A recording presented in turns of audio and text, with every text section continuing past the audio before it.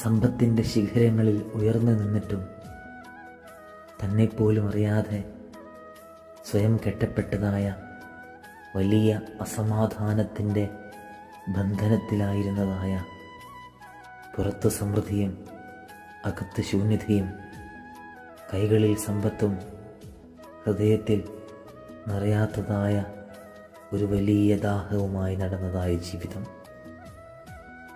ആ ബന്ധനങ്ങളിൽ നിന്നുള്ളതായ വിടുതൽ തേടി സമാധാനത്തിൻ്റെ നാഥനെ ഒന്ന് ദൂരെ നിന്ന് കാണുവാൻ വേണ്ടി മുമ്പിൽ കണ്ടതായ ഒരു കാട്ടത്തിയിൽ കയറിയതായ സഖായി എന്ന മനുഷ്യൻ, അവനെപ്പോലും അതിശയിപ്പിച്ചുകൊണ്ട് ആ കരുണയുടെ നാഥൻ അവൻ്റെ ആത്മാവിൻ്റെ ആഴങ്ങൾ ഇളക്കുവാൻ, അവൻ്റെ ഹൃദയത്തിൻ്റെ താളങ്ങൾ കേട്ടവൻ ഒരു വിളി അവൻ്റെ ജീവിതത്തിലേക്ക് വിടുകയാണ്. സഖായി, ഇറങ്ങി വരിക, ഇന്നെനിക്ക് നിൻ്റെ വീട്ടിൽ താമസിക്കേണ്ടിയിരിക്കുന്നു. ആ വാക്കുകൾ അവൻ്റെ ബന്ധനങ്ങൾ അഴിക്കുന്നതായ കരുണയുടെ കിരണങ്ങളായിരുന്നു. ഈ സംഭവം നമ്മോട് പറയുന്നത് നാം എല്ലാം നഷ്ടപ്പെടുമ്പോഴല്ല, എല്ലാം ഉള്ളപ്പോൾ മാനസാന്തരത്തിലേക്ക് വരുന്നത് എത്രയോ മഹത്താണ്.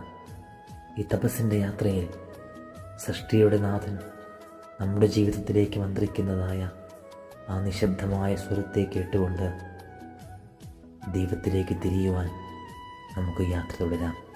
ദൈവം അനുഗ്രഹിക്കട്ടെ.